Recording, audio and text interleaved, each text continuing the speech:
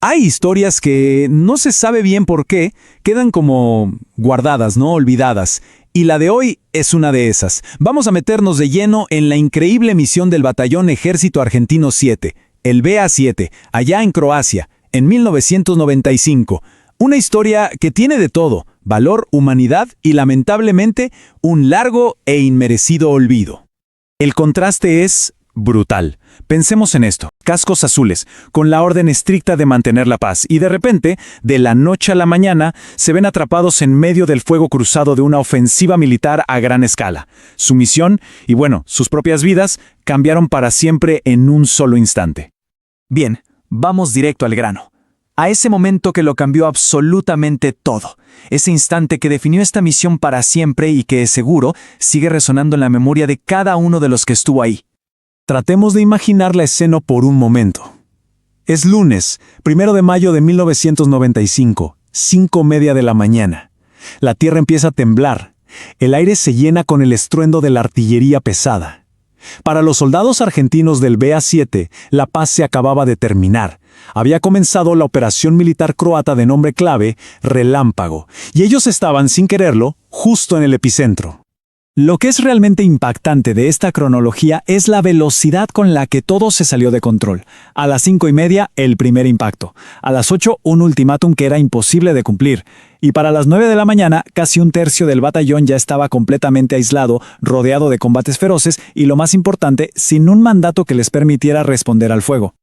Ahora, para entender la verdadera dimensión de lo que pasó, es clave que retrocedamos un poquito. O sea, ¿qué hacían exactamente soldados argentinos en Croacia? Bueno, en los años 90, Argentina estaba buscando reposicionarse en el escenario mundial, y participar en misiones de paz de la ONU era una pieza fundamental de esa nueva política exterior. Y acá está el punto clave de toda la historia: su mandato. La UNPROFOR no era una fuerza de combate. Su poder no estaba en las armas, sino en ser imparciales. Estaban ahí para observar un alto al fuego que era súper frágil, no para pelear una guerra. Sus reglas eran tan estrictas que en la práctica los convertían en testigos casi indefensos de lo que pasaba.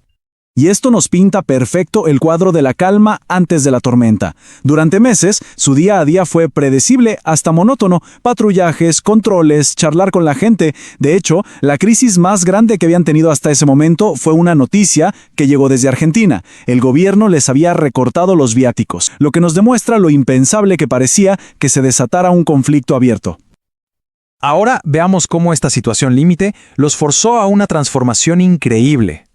De ser observadores pasivos a convertirse en negociadores activos. Literalmente, mientras las balas picaban cerca.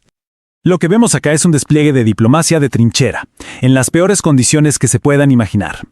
Como no podían usar sus armas, su única herramienta fue la palabra.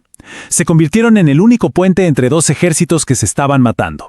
El teniente coronel Pugliese, que era el jefe del batallón, tuvo que mediar la rendición de las fuerzas serbias en su zona, y logró un acuerdo que evitó un baño de sangre todavía peor.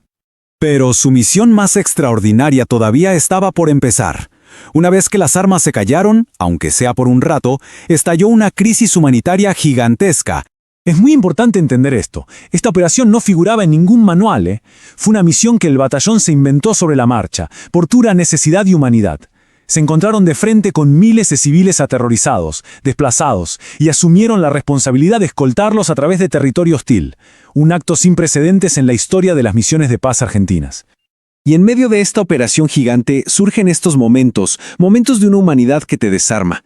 La historia de Sasha y Jasmina es el corazón de esta misión. Su mamá, con un miedo terrible por sus vidas, se los confió a los soldados argentinos, y estos hombres, en plena guerra, se convirtieron en sus cuidadores, compartiendo la poca comida que tenían, haciéndoles dibujos para entretenerlos, ofreciéndoles un refugio de normalidad en un mundo que se había roto en 1000 pedazos. Esta cita captura la inmensa tragedia de una guerra civil. El teniente coronel Osácar fue testigo de una escena increíble en el puente sobre el río Sava. Una joven y un soldado serbio, en orillas opuestas, se saludaban con familiaridad. Le explicaron que habían sido compañeros de escuela. Un día eran vecinos, al día siguiente enemigos por el uniforme que llevaban puesto. Un recordatorio devastador de la fractura humana que provoca la guerra. Y este número nos trae de vuelta a la cruda realidad. Porque, a pesar de todos los esfuerzos, el costo humano fue terrible. Esta cifra no es solo una estadística, representa las vidas que se perdieron y nos subraya la urgencia y la importancia vital que tuvo la operación Pasaje Seguro.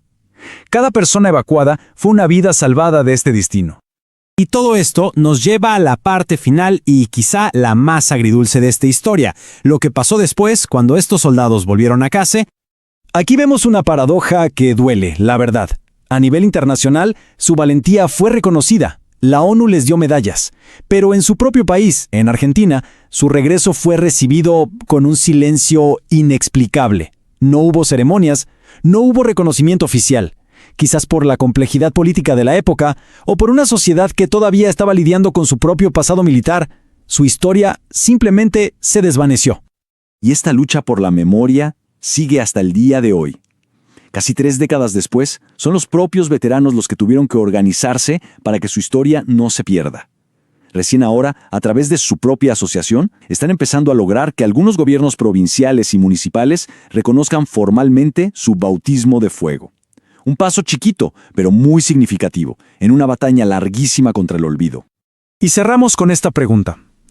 La historia del Batallón Ejército Argentino 7 no es solo una crónica de guerra y paz. Es una reflexión muy profunda sobre el deber, el sacrificio y la memoria que tenemos como sociedad. Nos obliga a preguntarnos qué responsabilidad tenemos de recordar y honrar a quienes actúan con un valor extraordinario, incluso y sobre todo cuando parece que nadie los está mirando. Hay historias que no se sabe bien por qué, quedan como guardadas, ¿no?